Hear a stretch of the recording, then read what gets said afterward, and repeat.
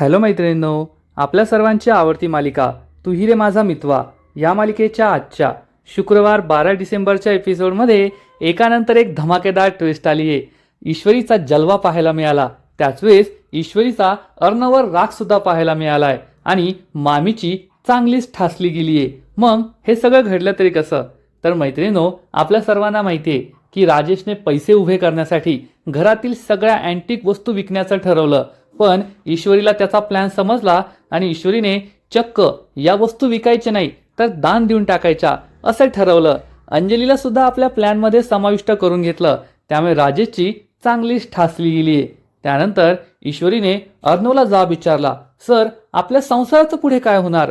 तर अर्णव म्हणाला, त्यात काय पुढे व्हायचंय, आपला संसार तर सुरूच आहे ना। त्यामुळे ईश्वरी त्याच्यावर चिडली आणि म्हणाली, आपला संसार असाच सुरू ठेवायचा होता आणि रात्रंदिवस त्या शिर्केबरोबरच बोलायचं होतं, मग त्या शिर्केशीच लग्न करायचं ना।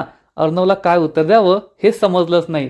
तर जेव्हा मामी घरी परत आली आणि मामीला समजलं की आपल्या अडगळीच्या खोलीतील सगळ्या वस्तू विकून टाकल्यात, भंगारात दिल्यात आणि ती ट्रंक सुद्धा गेलीये, संदूक सुद्धा गेलीये भंगारामध्ये, तेव्हा मामीच्या पायाखालची जमीनच सरकली। मग आता मामीचं सत्य सगळ्यांना कळणार का?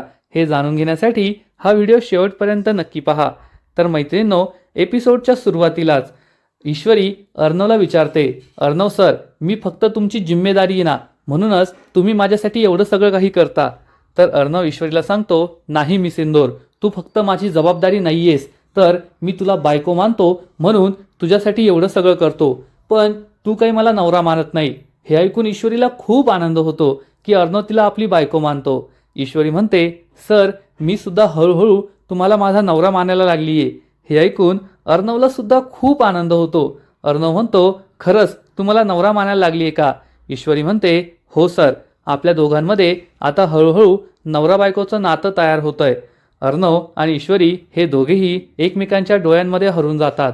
अर्णव मनातल्या मनात विचार करतो, ईश्वरी तू मला आता नवरा मानायला लागली आणि लवकरच तुझा प्रवास हा प्रेमापर्यंत होईल। माझं तर तुझ्यावर प्रेम आहेच, पण तू सुद्धा माझ्यावर प्रेम करशील आणि त्या दिवशी खऱ्या अर्थाने आपल्या संसाराला सुरुवात होईल। पण अर्णव हे सगळं मनातल्या मनात बोलतो। तर ईश्वरी सुद्धा मनात विचार करते, अर्णव सर तुम्ही मला बायको मानता, पण फक्त एक बेस्ट फ्रेंड म्हणता, तुमचं माझ्यावर अजून प्रेम नाहीये। ज्या दिवशी तुमचं माझ्यावर प्रेम होईल ना, त्या दिवशी खऱ्या अर्थाने आपल्या संसाराला सुरुवात होईल। पण ईश्वरी सुद्धा हे मनातच बोलते, तोंडावर काही बोलत नाही आणि हे दोघेही झोपण्याची तयारी करतात।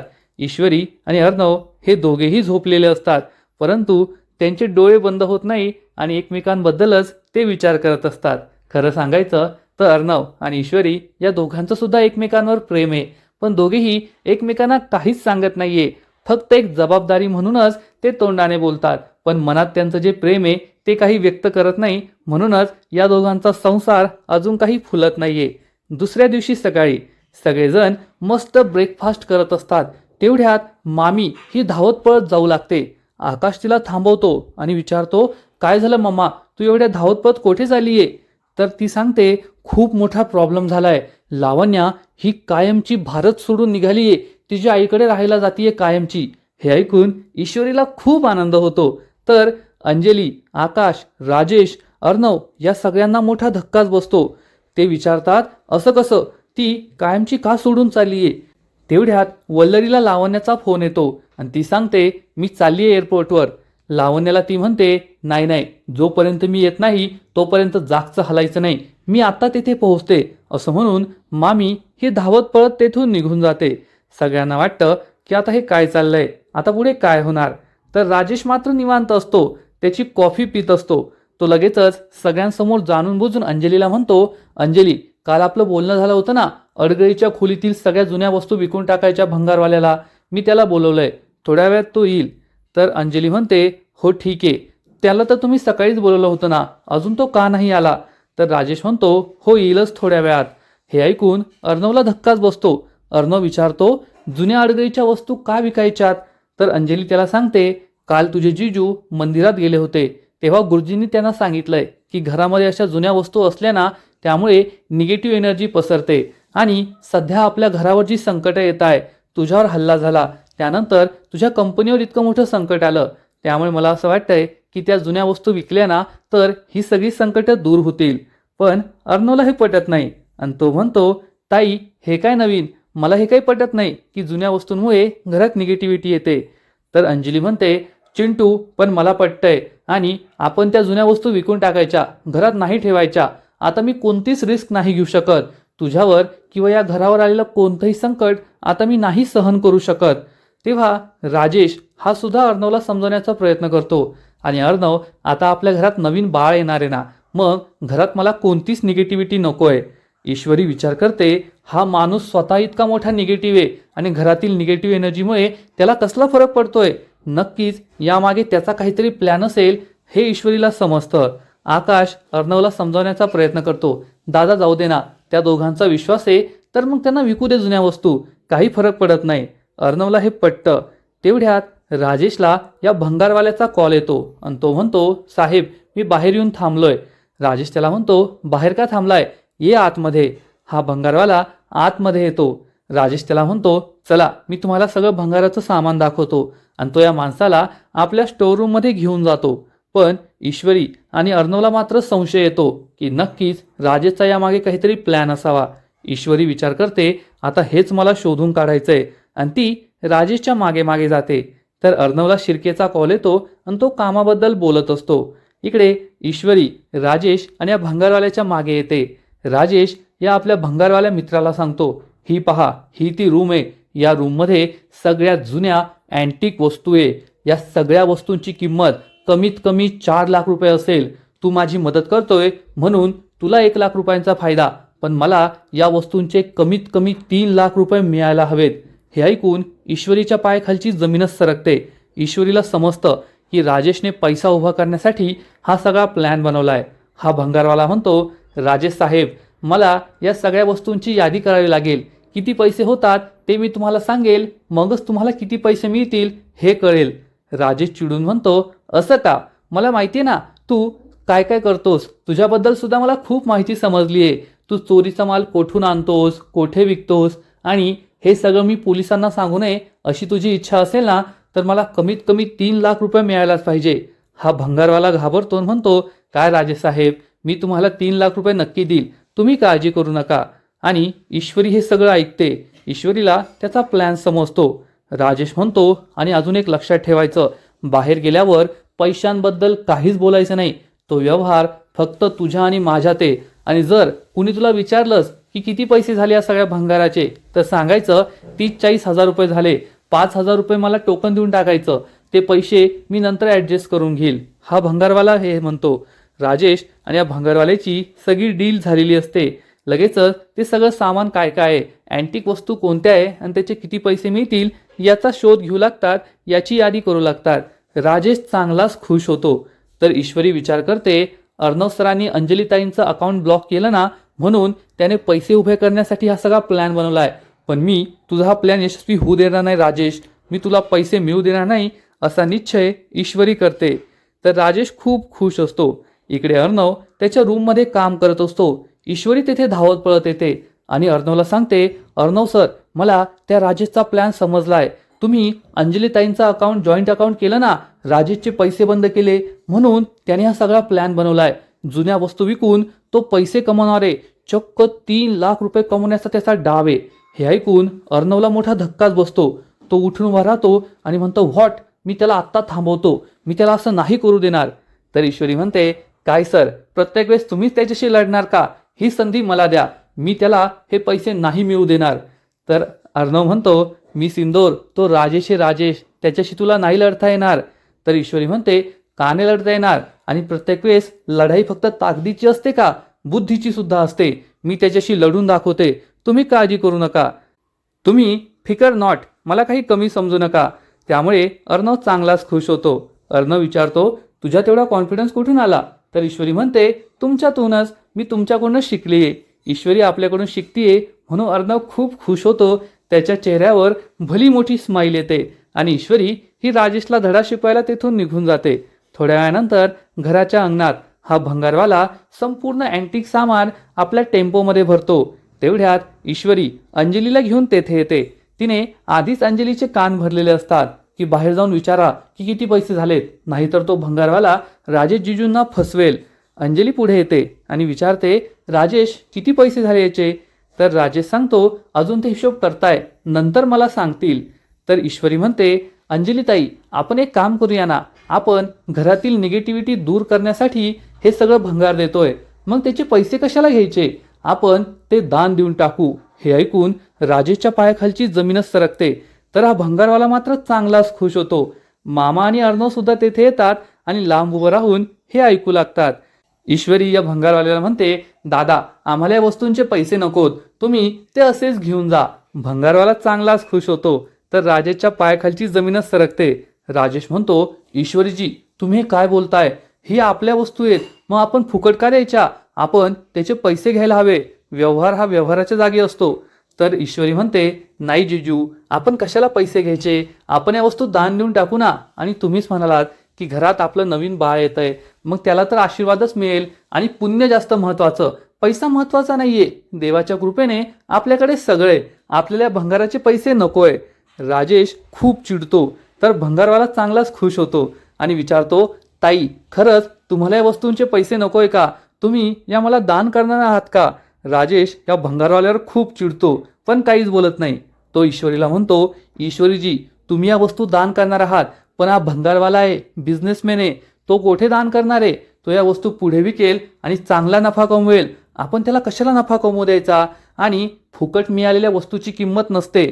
ईश्वरी चिडून म्हणते, एकदम बरोबर बोललात, फुकट मिळालेल्या वस्तूची किंमत नसते, पण आपण तर दान देतोय ना आणि या वस्तू आपल्याच आहेत. तर हा भंगारवाला राजेशला विचारतो, राजेश साहेब खरंच मी या वस्तू अशाच घेऊन जाऊ का? पैशांची काही गरज नाहीये. ईश्वरी या भंगारवाल्याला म्हणते, तुम्ही त्यांना कशाला विचारताय? ते आमच्या घरचे जिजू आहे आणि या वस्तू तर आमच्या आहे, त्यांचा बोलण्याचा काहीच संबंध नाहीये, तुम्ही त्यांना विचारू नका. हे ऐकून राजेशची बोलतीच बंद होते. अंजलीला सुद्धा ईश्वरीचं हे पटत असतं. ती राजेशला म्हणते, मला ईश्वरीचं पटतंय. राजेश खूप चिडतो आणि म्हणतो, अंजली ईश्वरीजी तुम्ही दोघी खूप भोळ्या आहात, आपण त्याला का फायदा करून द्यायचा आहे? आणि व्यवहार महत्वाचा असतो. ईश्वरी म्हणते, ठीक आहे जिजू, मी तुमची सुद्धा इच्छा पूर्ण करते. असं म्हणून ती या भंगारवाल्याला विचारते, आता तुमच्याकडे किती पैसे? हा भंगारवाला सांगतो, माझ्याकडे आता 20,000 रुपये. ईश्वरी म्हणते, द्या ते पैसे माझ्याकडे. हा भंगारवाला ईश्वरीला हे पैसे देऊन टाकतो. तर मामा हा अर्णवला विचारतो, हे सगळं काय सुरू आहे? तर अर्णव म्हणतो, आज ईश्वरी या राजेशला धडा शिकवणार आहे, मी तुला नंतर सगळं सांगतो, चल आतमध्ये. तर मामा म्हणतो, अरे आतमध्ये कोठे, तो राजेश आहे. तरी अर्णव म्हणतो, नको टेन्शन घेऊ, ईश्वरी सगळं सांभाळून घेईल. आणि हे दोघेही आतमध्ये निघून जातात. मामाला काहीच समजत नाही. तर ईश्वरी हे पैसे घेते. अंजली विचारते, ईश्वरी तू तर म्हणत होतीस की आपण वस्तू दान द्यायच्या, आपण व्यवहार नाही करायचा, मग हे दान कसं झालं? तू तर पैसे घेतले. तर ईश्वरी म्हणते, थांबा ताई, मी सगळं नीट करते. ती या भंगारवाल्याला विचारते, आता तुम्ही हे ज्या मुलांना आणलं, जे मुलं हे सगळं सामान ठेवताय, तुम्ही त्यांना किती मजुरी देणार आहात? हा भंगारवाला सांगतो, 500-500 रुपये प्रत्येकी. तर ईश्वरी या भंगारवाल्याला 20,000 परत देते आणि म्हणते, मग एक काम करा, आमच्याकडून त्यांना या 20,000चे 4 भाग म्हणजे 5,000 प्रत्येकी देऊन टाका. हे ऐकून अंजलीला खूप आनंद होतो. अंजली म्हणते, अरे वा ईश्वरी, तू तर खूप हुशार आहे. म्हणजे यांची सुद्धा इच्छा पूर्ण झाली, व्यवहार सुद्धा झाला आणि दान सुद्धा झालं. आता मला काही टेन्शन नाही. त्यामुळे राजेशची बोलतीच बंद होते. काय बोलावं हे त्याला समजतच नाही. हा भंगारवाला म्हणतो, ठीक आहे ताई, मी येऊ का? राजेशला समजतं या भंगारवाल्याला चांगलाच आनंद झालाय, सगळं फुकट मिळतंय म्हणून तो खुश झालाय. तो या भंगारवाल्याकडे रागारागाने पाहतो, परंतु तो राजेशकडे पाहतच नाही आणि हे सामान घेऊन निघून जातो. त्यामुळे राजेशच्या तळपायाची आग मस्तकातच जाते. त्याला खूप राग आलेला असतो. ईश्वरी त्याला चांगले डोळे दाखवते आणि अंजलीबरोबर आतमध्ये निघून जाते. राजेश विचार करतो, ईश्वरी तू हे योग्य केलं नाहीये. आता मी कोठून पैसे उभे करायचे? जर त्या दादाला मी पैसे दिले नाही ना, तर तो माझा जीव घेईल. आता पैशाचं काय करायचं हाच प्रश्न राजेशला पडलेला असतो. तर इकडे ईश्वरी ही तिच्या रूममध्ये चक्क ढक्क चिकी ढाक्की चिकी असा डान्स करत येते. ती मनसोक्त नाचत असते. अर्णव तेथे येतो आणि ईश्वरीला पाहतो. ईश्वरी त्याला पाहून डान्स थांबवते. अर्णव म्हणतो, कॅरी ऑन, छान डान्स करतेस. तर ईश्वरी त्याला सांगते, सर मी त्या राजेशची चांगलीच जिरवली, त्याला 1 रुपया सुद्धा मिळवू दिला नाही. अर्णवला सुद्धा खूप आनंद होतो. ईश्वरी सांगते, त्याला 3 लाख रुपये जमा करायचे होते, पण मी त्याला 1 रुपया सुद्धा मिळवू दिला नाही. पण तेवढ्यात ईश्वरीला समजतं की मी तर अर्णवचं नुकसान केलंय. ती अर्णवला म्हणते, पण सर माझ्या तर लक्षातच नाही आलं, मी त्या सगळ्या वस्तू दान देऊन टाकल्या, म्हणजे आपलं 3 लाख रुपयांचं नुकसान झालं, तुमचं 3 लाख रुपयांचं नुकसान झालं. अर्णव चिडून म्हणतो, अरे यार खरंय, त्या राजेच्या नादात तू माझं 3 लाख रुपयाचं नुकसान केलं, आता ते 3 लाख रुपये तू भरून द्यायचे मला. ईश्वरी म्हणते, पण मी कसे भरून देणार? तर अर्णव म्हणतो, उद्यापासून ऑफिसला यायचं, माझी पर्सनल सेक्रेटरी म्हणून काम करायचं आणि ते सगळे पैसे भरून द्यायचे. ईश्वरी म्हणते, मी कसे काम करणार, कसे पैसे भरून देणार? अर्णव म्हणतो, ते काय मला माहित नाही, चल तुझं लॉकेट दे. ईश्वरीला आठवतं की त्यांची पहिली भेट अशीच झाली होती आणि ईश्वरी खुदू खुदू हसू लागते. अर्णवला सुद्धा हसू येतं. हे दोघे खूप खुश होतात. ईश्वरी आणि अर्णव हे दोघेही एकमेकांच्या डोळ्यात पुन्हा एकदा हरवून जातात. ईश्वरी मात्र चांगलीच खुश असते की तिने राजेशची चांगली जिरवली आहे, त्याला चांगला धडा शिकवलाय. थोड्या वेळानंतर राजेश हा घराबाहेर उभा असतो आणि या भंगारवाल्याला कॉल करतो, पण भंगारवाला त्याचा फोनच उचलत नाही. अर्णव तेथे येतो. राजेश चिडून म्हणतो, त्याला मी बोलवलं, एवढं भंगार मी दिलं आणि आता सगळं भंगार फुकटात मिळतंय म्हणून तो पळून गेलाय, मी त्याला काही सोडणार नाही. तेवढ्यात अर्णव त्याच्या समोर येतो. राजेश अर्णवला पाहतो आणि दोघेही एकमेकांच्या दिशेने चालत येतात. राजेश अर्णवकडे पाहून हसू लागतो आणि म्हणतो, माझ्या चेहऱ्यावरची स्माईल दिसते का? तुला असं वाटत असेल की मी खूप दुःखी झालो असेल, मला खूप त्रास झाला असेल, तुझ्या मिस इंदोरने जे काही केलंय, तू अंजलीचं अकाउंट जॉईंट अकाउंट करून घेतलं, त्यामुळे माझी कोंडी वगैरे केली, पण तसं काही नाही चिंटुकल्या, पाहिलं का मी खुश आहे आणि अशा गोष्टींचा मला काहीच फरक पडत नाही. तुला असं वाटतंय ना हे सगळं करून तू मला हरवलंय, पण हा राजेश कधीच हरत नाही. अर्णव सुद्धा स्माईल करतो आणि म्हणतो, मला तुला हरवायचंच नाहीये, कारण मी तुझ्याशी लढावं एवढी तुझी लायकीच नाहीये. राजेश म्हणतो, वा वा, डायलॉग, हिरोचा डायलॉग, एकदम भारी डायलॉग, पण मी असं काय केलं पाहिजे की तू माझ्याशी लढशील? तर अर्णव म्हणतो, जर मी तुझ्याशी लढायचं ठरवलं ना तर 1 मिनिटसुद्धा तू माझ्यासमोर टिकू शकणार नाही. तर राजेश विचारतो, सांग ना, मला थोडी आयडिया दे, तू माझ्याशी लढला तर काय करशील? माझा जीव घेशील का? मला मारशील का? अर्णव म्हणतो, तुझ्या घाणेरड्या रक्ताने मला माझे हात घाणेरडे नाही करायचे. तर राजेश म्हणतो, हु, पाहिलं का, घाबरलोय मी तुला, पण तुला जरी तुझे हात खराब करायचे नसतील ना तरी मला माझे हात खराब करायचे. तुझ्या रक्ताने माझे हात खराब झाले तर मला काही प्रॉब्लेम नाहीये, आणि एकदा का तू मेला, मी तुला मारलं ना, मग ती मिस इंदोर माझी होईल, मी तिची चांगली काळजी घेईल.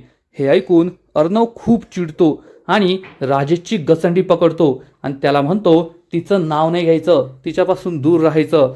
तर राजेश म्हणतो, घेणार, तिचं नाव घेणार आणि तिला माझी बनवणार. अर्णवला खूप राग आलेला असतो. राजेश त्याला म्हणतो, तू माझं काही करू शकत नाही, तुझी जर इच्छा असेल ना तर मला मारून टाक, मग तुझी लाडकी बहीण ही विधवा होईल, नेहमी पांढऱ्या साडीत राहील, तिला पाहून तुला खूप आनंद होईल, आणि तिच्या पोटात जे माझं बाळ आहे ना ते अनाथ होईल, अनाथ म्हणून जन्माला येईल. जसं तू आणि तुझी बहीण अनाथ म्हणून वाढले तसं तुझा भाचा सुद्धा अनाथ म्हणूनच वाढणार. अर्णवला खूप वाईट वाटतं. तो चिडून म्हणतो, जोपर्यंत त्याचा मामा जिवंत आहे ना तोपर्यंत माझ्या ताईचं बाळ हे अनाथ वाढणार नाही, हे लक्षात ठेव. त्याच वेळेस अंजली तेथे येते आणि राजेशला हाक मारते. अर्णव घाबरून त्याची गचंडी सोडून देतो आणि ती विचारते, आजीचा फोन आला होता, बोला. राजेश फोनवर बोलतो पण फोन कट झालेला असतो. अंजली विचारते, तुमच्या दोघांचं काही महत्त्वाचं बोलणं सुरू होतं का? तर राजेश सांगतो, हो हो, तुझा भाऊ माझा जीव घेणार होता. हे ऐकून अंजलीला मोठा धक्काच बसतो. अर्णव सुद्धा घाबरतो. अंजली या दोघांकडे पाहू लागते तर राजेश हसू लागतो आणि म्हणतो, अगं मी चेष्टा करत होतो, एवढं सिरियसली काय घेतीये, चल आतमध्ये. असं म्हणून तो अंजलीच्या खांद्यावर हात ठेवतो आणि नाचत नाचत अर्णव समोर तेथून निघून जातो. अर्णव खूप चिडलेला असतो. त्याला या राजेशचा खूप राग येतो. तर इकडे ईश्वरी ही आपल्या रूममध्ये गणूबाप्पासमोर हात जोडते आणि म्हणते, गणूबाप्पा, आमची गाडी मैत्रीच्या पुढे कधी जाणार आहे? अर्णव सरांना प्रेमाची भावना कधी समजणार आहे हे मला कळतच नाहीये. त्यांना मी माझ्या मनातल्या भावना सांगू का? त्यांना आय लव्ह यू म्हणू का? त्याच वेळेस अर्णव रागारागाने तेथे येतो आणि म्हणतो, एक दिवस या राजेशला मी मारून टाकणार आहे. ईश्वरी विचारते, सर काय झालंय? अर्णव म्हणतो, काही नाही, दे सोडून. ईश्वरी अर्णवला विचारते, अर्णव सर, आपल्या संसाराची गाडी कधी पुढे पुढे जाणार आहे? अर्णव विचारतो, कोणती संसाराची गाडी? आणि संसार सुरू आहे ना, मी तुझी काळजी घेतोय, तू माझी काळजी घेतेय, आता आणखीन काय करायचंय? तर ईश्वरी म्हणते, आपल्या प्रपंचाचं पुढे काय? प्रपंच कधी वाढणार आहे? अर्णव चिडून म्हणतो, आधीच एवढा प्रपंच वाढलाय, आता नाही प्रपंच वाढवायचा आहे.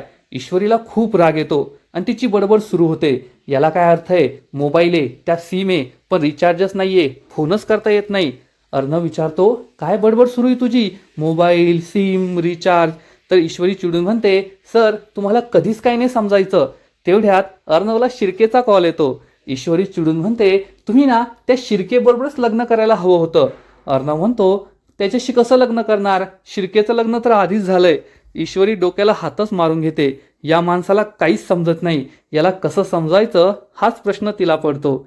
मैत्रिणींनो, खरंच आजचा एपिसोड खूप भारी होता. ईश्वरीने राजेशची चांगलीच जिरवली आहे आणि त्यानंतर अर्णवचं प्रेम मिळवण्यासाठी तिचा जो जरफाट सुरू आहे, तडफड सुरू आहे, ती पाहताना सुद्धा खूपच मजा येते. एवढं मात्र नक्की, आजचा एपिसोड तर भारी होता, पण याच्या पुढचा एपिसोड आणखीन भारी असणार आहे. कारण मामी घरी येईल आणि मामीला समजेल की स्टोर रूम मधील सगळ्या वस्तू भंगारात विकल्या आणि तिची संदूक सुद्धा भंगारात गेली. त्यामुळे मामी ईश्वरीवर खूप चिडणार आणि म्हणणार, तुझी हिंमत कशी झाली माझी संदूक देऊन टाकण्याची? त्या संदूकमध्ये माझी खूप महत्वाची वस्तू होती, तू हे खूप चुकीचं केलं ईश्वरी. तेव्हा लगेचच मामीला ईश्वरी जाब विचारणार, मामी तुम्ही असं काय लपून ठेवलं होतं त्यामध्ये, तुम्ही इतक्या चिडले आहात? तेव्हा मामीला उत्तरच देता येणार नाही, पण घरातील सगळ्यांना तिच्यावर शंका येईल की मामीने नक्कीच काहीतरी मोठा घोटाळा केलाय आणि हे सगळं लपून ठेवलंय. मग आता मामीचं सत्य ईश्वरी, अर्णव, मामा या सगळ्यांना समजणार का? ते सगळे तिला जाब विचारतील, मामी काय उत्तर देईल हे पाहणं खूपच इंटरेस्टिंग असणार आहे. तर मैत्रिणींनो, तुम्हाला सुद्धा तू ही रे माझा मित्वा ही मालिका आवडते ना? नक्कीच कमेंट करून सांगा. आणि या मालिकेचे असेच नवीन नवीन अपडेट्स सर्वात आधी जाणून घेण्यासाठी व्हिडिओला लाईक करा, शेअर करा, चॅनलला सबस्क्राईब करून बेल आयकॉनवर क्लिक करा. म्हणजे या मालिकेचे नवीन नवीन अपडेट्स तुम्हाला सर्वात आधी मिळत राहतील. खूप खूप खूप धन्यवाद.